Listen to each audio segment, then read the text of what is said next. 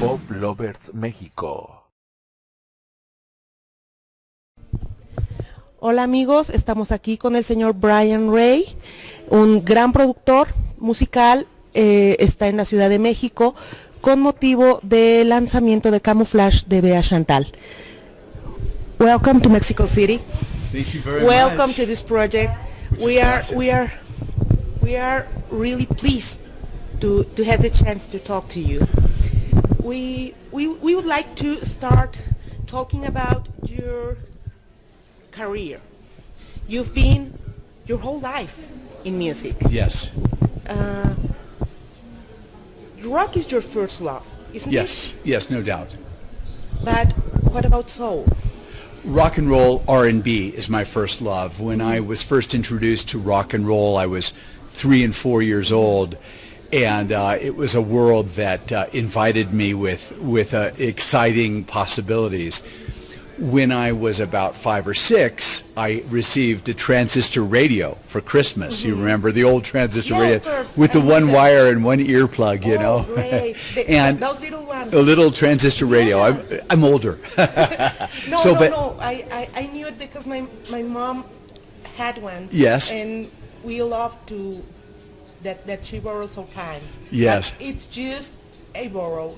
I want that one back to me. Okay, yes. Mom, it's okay. Yeah. So I had this radio, and this was before FM radio. This is just AM radio. Yeah, of course. And there was one station that was very, very strong, but it was very strong only at night because it was a pirate radio station, and it boasted 500,000 watts of power or something like this.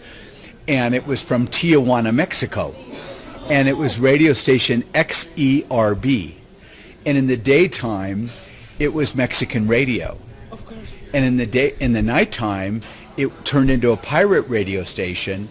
And the DJ was this little-known man who was named Wolfman Jack, who would go on to be very, very famous broadcaster and DJ, and he was playing soul music.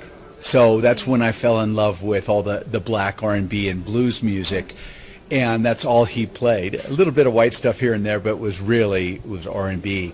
And at a very early age, 6 years old, 5 years old, I recognized that this was the real deal, and that a lot of the pop music was a little bit light, a little bit counterfeit.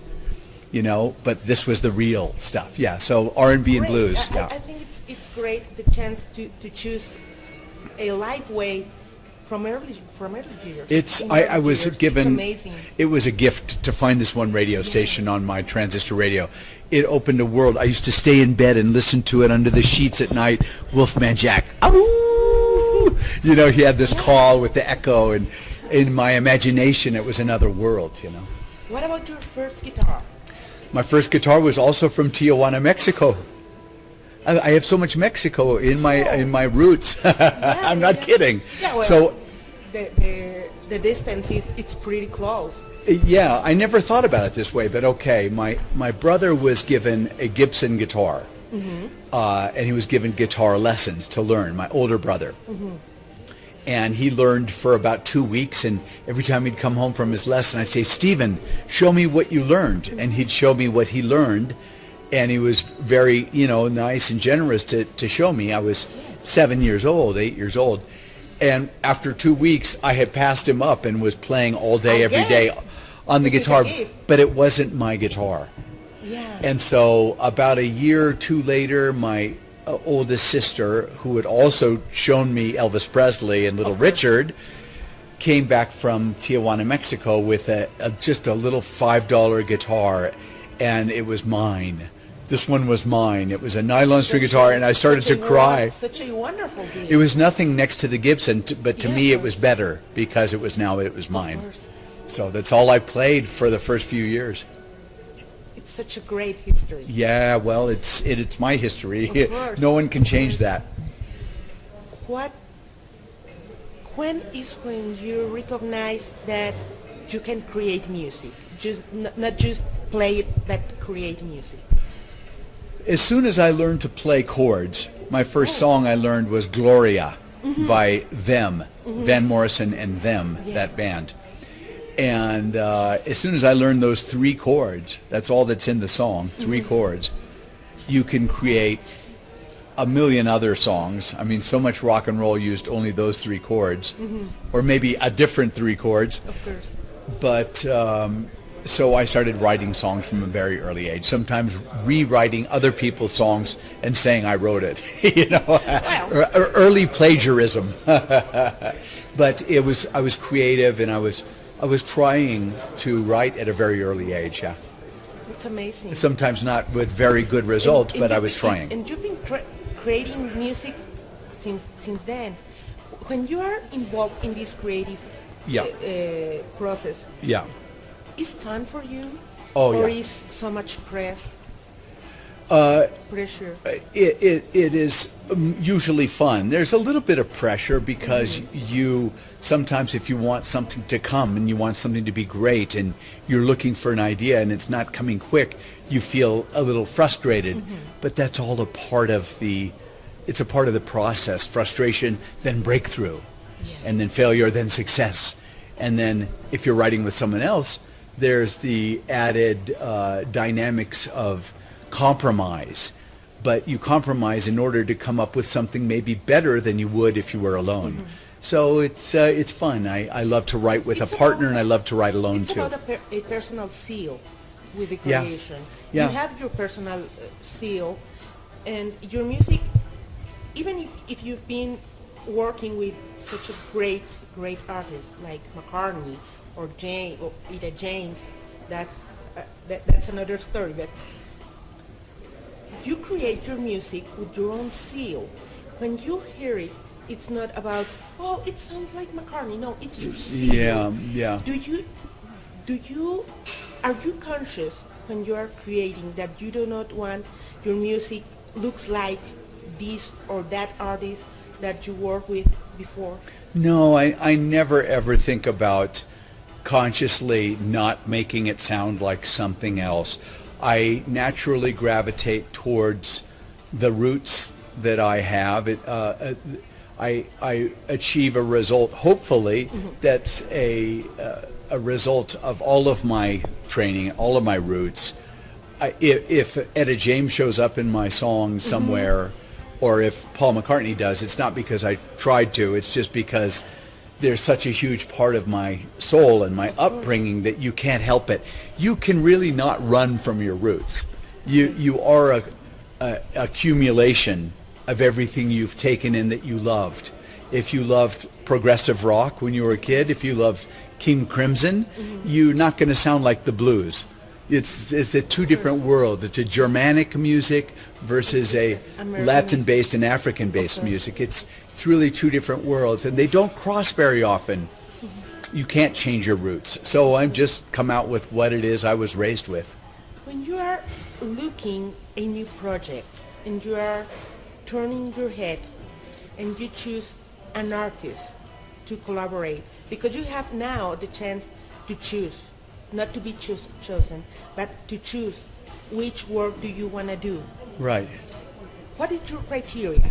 How do you analyze, or what is your basic points to choose someone to collaborate with?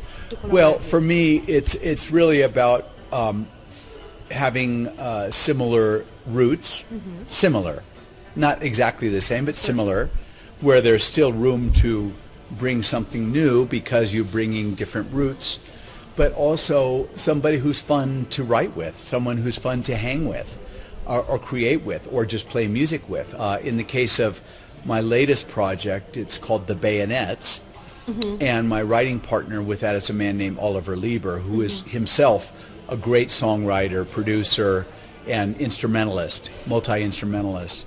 And he's very creative and very good with lyrics. So we find ourselves bouncing off each other. One will bring most of the music and one will bring most of the lyrics, or we switch roles.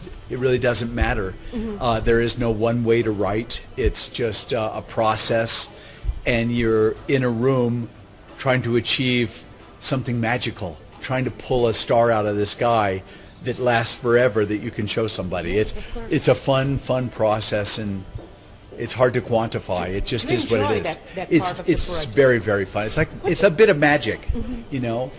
Paul says you're visited by music. You're visited by the muse. You know, she comes to you Yes. and shows you something, and your only job is to record that. You Yes. know, it's a fun. It's like catching do the hard butterflies. work. Yes. It's like, whoo, there went one, whoo. You know, it's like. Where was it? Not that you want to catch a butterfly. You course. want it to keep flying free. But sometimes some ideas just flew over away. Sometimes you miss the idea. I don't know. It's, yeah. When you choose a new artist like Bea, what are you looking for? Well, in the case of Beatriz Shantal, she chose me. I saw on music, on Twitter, that she had done a TV interview where she had expressed that she loved my solo music. And I didn't believe it when a friend said, oh yeah, she says you're her favorite artist. I went, oh yeah, she's probably talking about Paul. And you're confused. And then I looked it up, and yes, she was talking about my music. So I thanked her online, I think on Twitter publicly or in a private message, and we became friends. This is years and years ago. She came to a Paul McCartney show, and you know, we said hello and met. That's really it. It's just been a friendship and a musical collaboration, where later she decided she wanted to start recording some new material. And from very early on on social media, she says, I want to record your music. And I said, great. And then finally she did. Sometime in life. And here we are, some 5 years later, and we're recording, she's recorded music of mine, and it's Yes. about to come out. When you have worked for such a long time, collaborating with such great artists, you choose to do a solo work. Yeah. You were in a comfortable place, but you choose to take a risk. Yeah. Well, I think risk is really important in art. If you're safe in art, it's probably not going to be very interesting. I'm sorry. You really need to take a risk. You need to challenge your listeners. You need to challenge yourself, and you need to take a risk. Yeah, a gamble. Yeah, and this is interesting for her to use a song of an American singer-songwriter artist. These songs aren't born as sort of, you know, Latin American songs, but her producer, Luis, and Beatriz turned them into very sort of rhythmic, kind of sexy, cool, and did a translation that made sense in her language to create a campaign, and I'm very honored about this, against domestic abuse and violence in the house. And she chose a good song for that, I think. The lyric is very good for a woman to embrace her individuality. Great. Yeah. And then you take another risk. Yeah. When people, I don't want to be rude, but Go ahead. People, Be rude. I don't want to be rude, but people in some time of its life,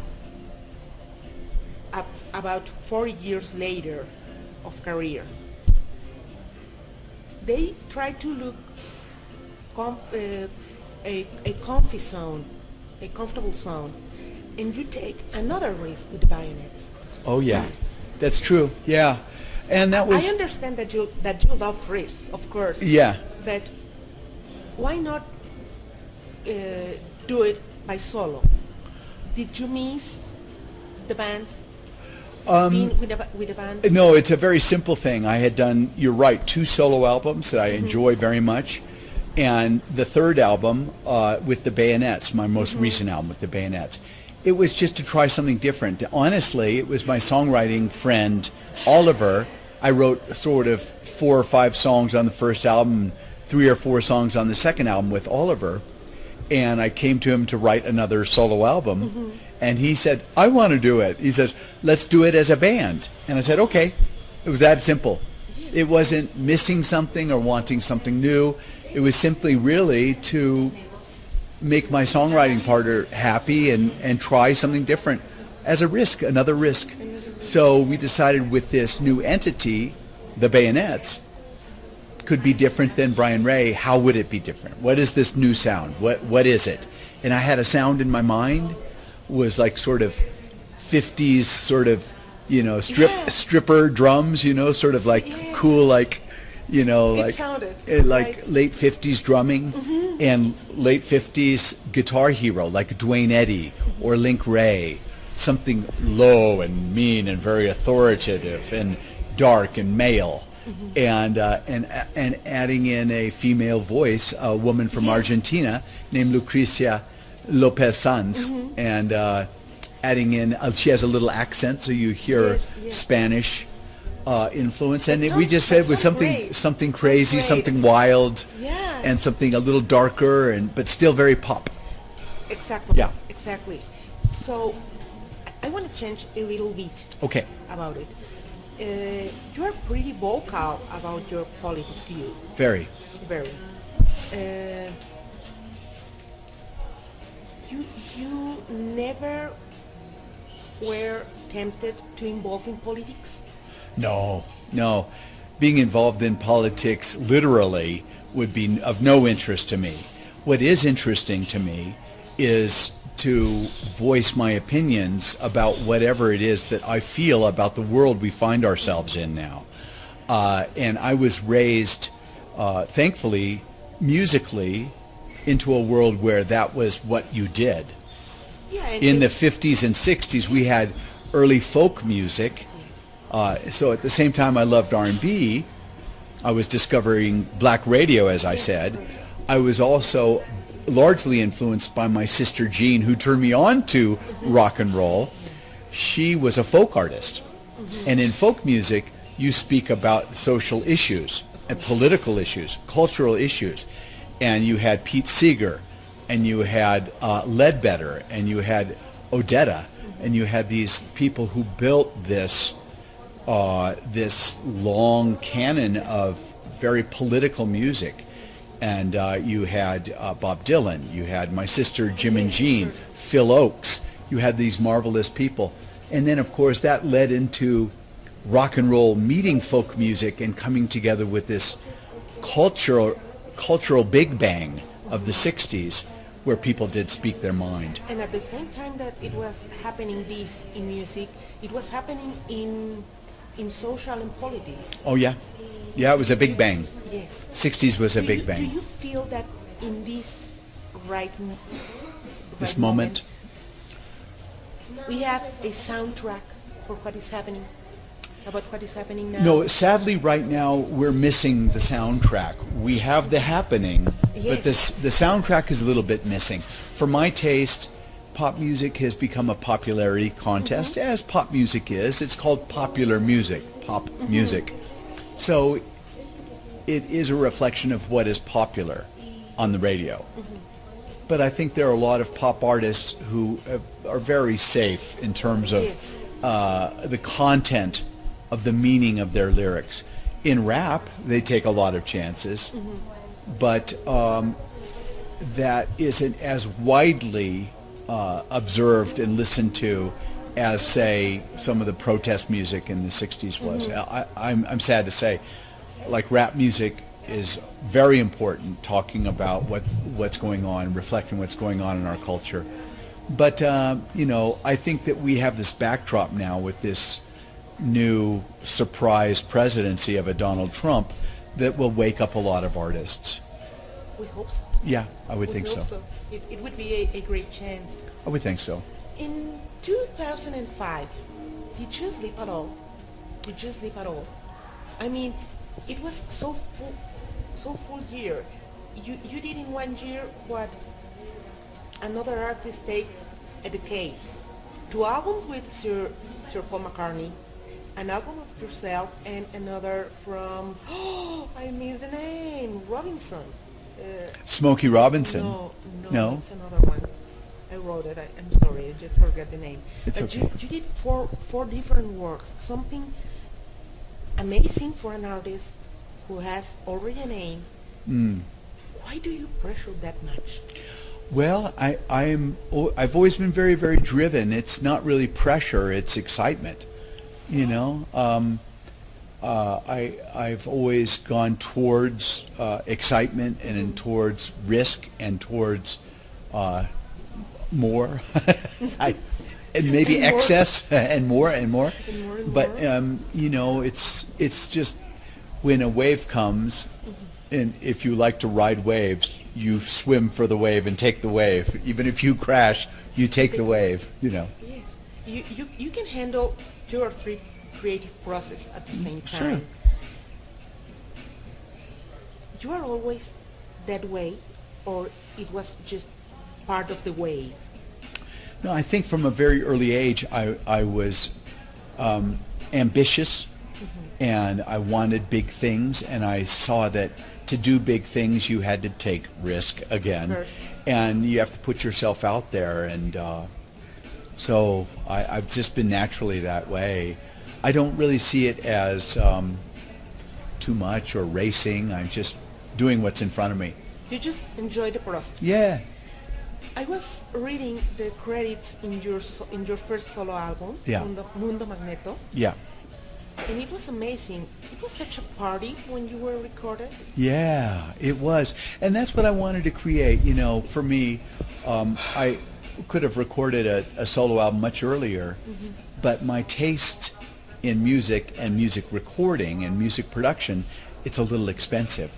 I want to do it with real musicians in a great studio, with a great engineer, with a great mixing engineer, and a very good mastering engineer, and good artwork. I want it to feel really quality, really high quality, and I know that costs money. So it was really not until I had worked with Paul for a few years and saved a few dollars that I could afford that. And that's why it took so long to do a good solo album, or to do a solo album the way I wanted to do it, the quality I wanted to do it, was, you know, as a result of working with Paul for a while. And also the inspiration that comes from working with a genius like Paul McCartney. What did you enjoy more, the creative process or the stage?